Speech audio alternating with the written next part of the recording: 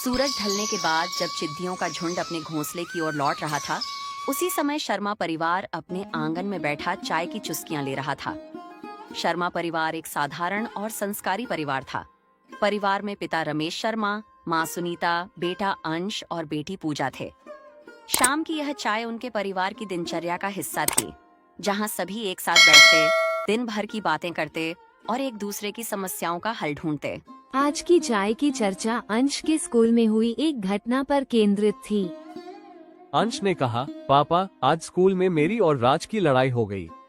उसने मेरे बारे में कुछ गलत बातें कही और मैंने उससे बात करना बंद कर दिया। रमेश जी ने मुस्कुराते हुए पूछा, अंश, राज तो तुम्हारा सबसे अच्छा दोस्त है, उसने ऐसा क्या कहा जो तुम्हें इतना बुरा लगा? अंश थोड़ा झिझकते हुए बोला, पापा, उसने कहा कि मैं क्रिकेट में अच्छा नहीं हूँ और मेरी वजह से हमारी टीम हार गई। सुनीता ने बीच में कहा, लेकिन बेटा, क्या उसने यह मजाक में कहा था या वो सच में तुम्हें नीचा दिखाना चाहता था?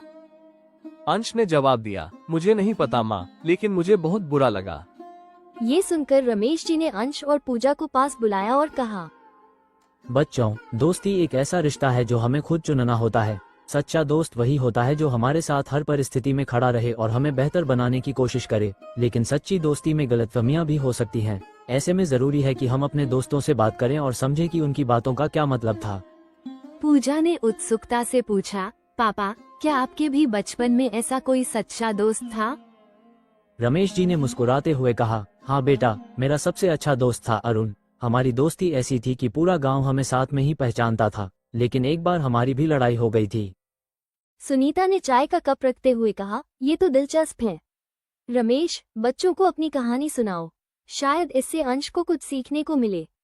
रमेश जी ने अपनी कहानी शुरू की। बचपन में मैं और अरुण हर काम साथ में करते थे। स्कूल जाना, खेलना, पढ़ाई करना, यहाँ तक कि एक ही खाने का डिब्बा बांटना हमारी दोस्ती की मिसाल दी जाती थी। लेकिन एक बार गांव के वार्षिक मेले में हमारी लड़ाई हो गई। बात ये थी कि मैंने नई पतंग खरीदी थी और अरुण उसे उड़ाना चाहता था। मैंने मना कर दिया क्योंकि मुझे डर था कि वह पतंग कहीं कट न जाए। वह नाराज हो गया और हमारी बात बंद हो गई। अंश ने उत्सुक होकर पूछा, फिर क्या हुआ पापा?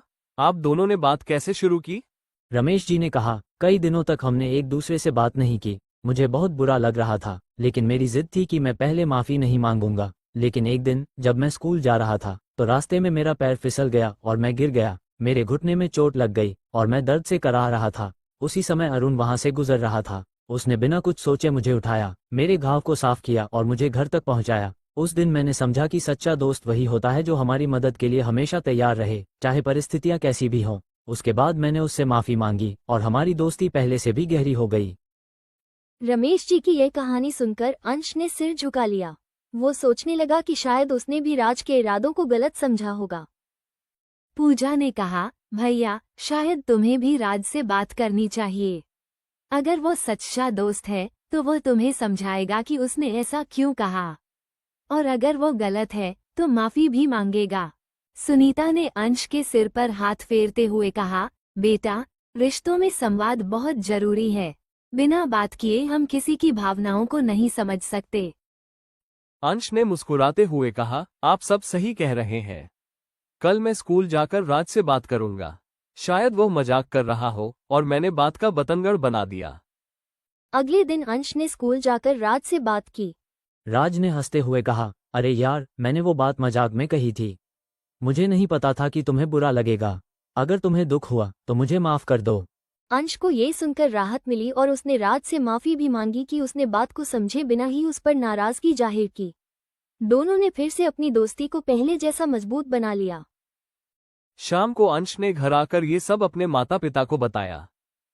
रमेश जी ने मुस्कुराते हुए कहा, देखा बेटा, सच्चे दोस्त वही होते हैं जो हमारी भावनाओं को समझें और हमारी गलतियों को माफ कर सकें। दोस्ती में ईमानदारी और संवाद सबसे जरूरी है।